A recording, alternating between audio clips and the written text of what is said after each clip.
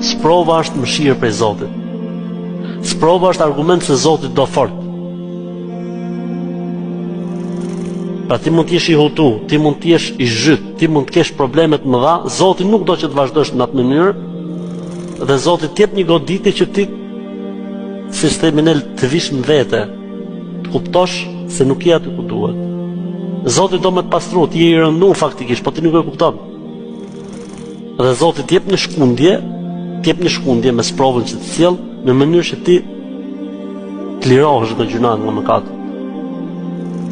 Ose ndoshta Zoti ka përgatitur diçka për ty që ti se meriton faktikisht, je shumë ngadal, je shumë i dobët. E Zoti t'jepi të shtyna, t'jepi goditje që ti të arrish aty ku Zoti ka përgatitur për ty. Ky është kuptimi i sprovës. Ose të shkum nga gjunat, ose është goditje që të arrish aty ku çfarë ka përgatitur Zoti për ty. Pra në gjitha situatat, sprova është e mirë.